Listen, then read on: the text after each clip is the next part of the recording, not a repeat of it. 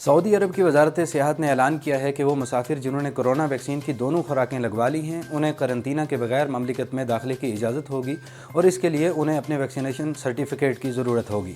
عرب news کے مطابق مختلف ممالک سے طے شدہ معیار پر پورا اترنے والے سیاح 1 اگست سے سعودی عرب میں داخل ہو سکیں گے۔ وزارت سیاحت کی جانب سے جمعرات کو جاری ہونے والے ایک بیان میں کہا گیا ہے کہ مکمل طور پر ویکسینیٹڈ افراد وہ ہوں گے جنہیں مملکت میں منظور شدہ ویکسینز کی دونوں خوراکیں لگ چکی ہوں گی۔ ان میں فائزر، ایسٹرازینیکا اور موڈرنا شامل ہیں۔ سعودی عرب جانے والے مسافروں کے لیے یہ بھی ضروری ہے کہ وہ اپنی ویکسین کی خوراک سے متعلق معلومات اس مقصد کے لیے بنائے گئے نئے الیکٹرانک پورٹل میں داخل کروائیں۔ ان کا ڈیٹا توکلنا ایپلیکیشن میں ریکارڈ کیا جائے گا اور اسے مملکت میں دیگر جگہوں پر بھی داخلے کے لیے دکھانا ہوگا۔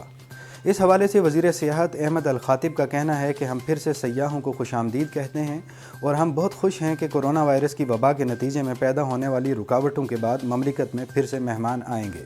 ان کا مزید کہنا تھا کہ جب سب بند تھا اس وقت ہم نے تمام شعبوں میں اپنے قریبی ساتھیوں کے ساتھ شراکت داری کی کوشش کی تاکہ اس بات کو یقینی بنایا جائے کہ سعودی عرب آنے والے سیاح یہاں کے سیاحتی خزانوں اور اہم مقامات سے لطف اندوز ہو سکیں اور سعودی معاشرے کی ثقافت اور مہمان نوازی دیکھیں۔